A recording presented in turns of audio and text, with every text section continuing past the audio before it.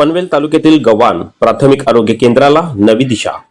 गव्हाणच्या जन आरोग्य व्यवस्थेला सक्षम करण्यासाठी महत्त्वपूर्ण पाऊल. रायगड जिल्हा परिषद सदस्य तथा आरोग्य समितीच्या अध्यक्षा निकिता निलेश खारकर यांच्या अध्यक्षतेखाली जन आरोग्य समितीची पहिली सभा गव्हाण प्राथमिक आरोग्य केंद्रात प्रभावीपणे पार पडली.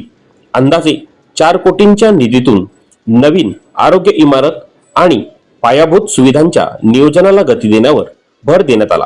तब्बल 25 वर्षांनंतर आरोग्य सुविधांसाठी निधी उपलब्ध होत असल्याने पक्षश्रेष्ठींचे आभार मानण्यात आले. भविष्यातील गरजा लक्षात घेत आरोग्य व्यवस्था सक्षम करण्याबाबत सखोल चर्चा करण्यात आली. विशेष ओपीडी, तज्ञ डॉक्टर, आवश्यक यंत्रसामुग्री आणि आपत्कालीन सोयी सुविधा तसेच वहाळ, बेलपाडा सारख्या अन्य गावांच्या ठिकाणी उपकेंद्राच्या बळकटीकरणासाठी प्रयत्न करणार असल्याचे निश्चित करण्यात आले. पावसाळ्यातील डेंग्यू, मलेरिया, कीटकजन्य आजारांवर प्रतिबंधात्मक उपाययोजना, नियमित सर्वेक्षण, स्वच्छता आणि फवारणीवर भर देण्यात आले. तर 2030 पर्यंत टीबी मुक्तीचे उद्दिष्ट साध्य करणाऱ्यांसाठी ग्रामपंचायत निहाय नियोजन व जनजागृती करण्याचा निर्धार करण्यात आला.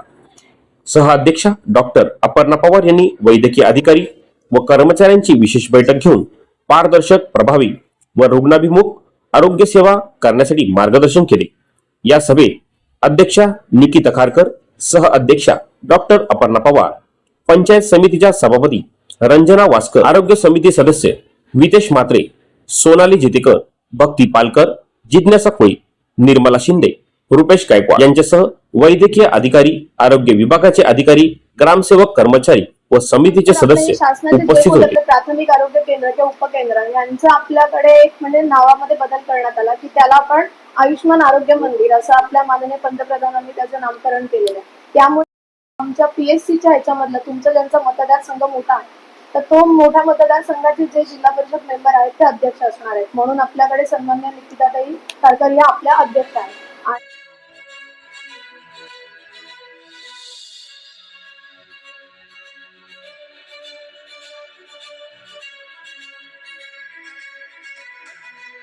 नमस्कार. आज प्रशासकीय कालावधीनंतर प्रथमच जन आरोग्य समिती प्राथमिक आरोग्य केंद्र गव्हाण इथे सर्व पदाधिकारी आणि सर्व अध्यक्ष निकिताताई खारकर आणि बाकी शासकीय पदाधिकारी यांच्या समवेत ही पार पडली. आणि इथे ज्या काही इथे पीएचसी मध्ये अडचणी आहेत किंवा इथे काही मागण्या आहेत त्याबद्दल चर्चा झाली. आणि लवकरच या इमारतीबाबत आमदार महेश बालदी साहेबांच्या पाठपुराव्याने लोकनेते रामशेठ ठाकूर साहेब यांच्या माध्यमातून ही इमारत नवीन भव्य दिव्य कशी होणार आहे याबाबत आमची चर्चा झालेली आहे. आणि याबाबत लवकरच ही इमारत भूमिपूजन कसा होईल याचा ही पीएचसी बिल्डिंग ही अत्याधुनिक कशी होईल त्याबाबत चर्चा, सकारात्मक चर्चा झाली. उल्वेनोड शहर हे खूप मोठ्या झपाट्याने वाढत आहे आणि हे मुंबईच्या नजीक असल्यामुळे हे शहर 1-2 लाखाच्या आसपास हे लोकसंख्या झालेले शहर आहे. ह्या शहरात समस्या आरोग्याविषयी सर्व येतच आहेत. त्यामुळे ज्या सूचना या प्राथमिक केंद्राला दिलेल्या आहेत जेणेकरून वाढता प्रादुर्भाव डेंग्यूचा असेल, वाढता प्रादुर्भाव व्हायरस, मलेरिया आणि इतर आजारांवर कशी आपल्याला लोकांना आरोग्य सुविधा देता येईल त्याबाबत सकारात्मक चर्चा झालेली आहे. त्याबाबत कुणालाही मोठ्या प्रमाणात अडचणी असतील तर आमच्या आरोग्य केंद्राशी संपर्क करा. आज आपल्या जन आरोग्य समितीची पहिलीच मीटिंग झालेली आहे आणि त्यात माझ्या अध्यक्षपदी निवड केल्याबद्दल सर्वांचे धन्यवाद. आणि आज आपल्या सभेमध्ये जे जे विषय झालेले आहेत या इमारती बांधण्याबाबत, पहिली गोष्ट म्हणजे ही इमारतच बांधली तेव्हा आपल्या रामशेठ ठाकूर साहेबांनीच इथे उद्घाटन केलेलं आहे या इमारतीचं. आणि आता या पुढच्या येत्या काळात ही इमारत नवीन झाल्यावर पण रामशेठ ठाकूर साहेबांच्याच हातचे आपण उद्घाटन करू. आरोग्याबद्दल बोलायचं म्हटलं तर डेंग्यूची साथ भरपूर प्रमाणात इथे वाढत आहे. त्याबद्दल आम्ही त्यांना सूचना दिल्या आहेत.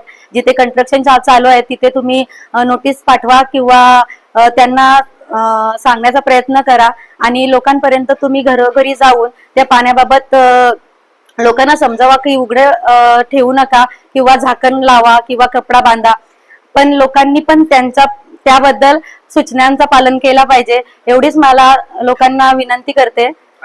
टीबी मुक्त ग्रामपंचायत याबाबत त्यांना पुरस्कार देण्यात आलेला आहे आणि या विभागातला आता या आरोग्य केंद्रामधून जे जे काही आपल्याला सुविधा मिळत आहेत ते तुम्ही घेत आहात. याच आरोग्य केंद्रामध्ये साफसफाई वगैरे येणाऱ्या लोकांना मान सन्मानाने त्यांची विचारपूस करणे आणि त्यांना चांगल्या प्रकारे ट्रीट देणे आणि लोकांपर्यंत आपण काही इथे आपली सुविधा आहेत ते तुम्ही त्यांच्यापर्यंत कळवा.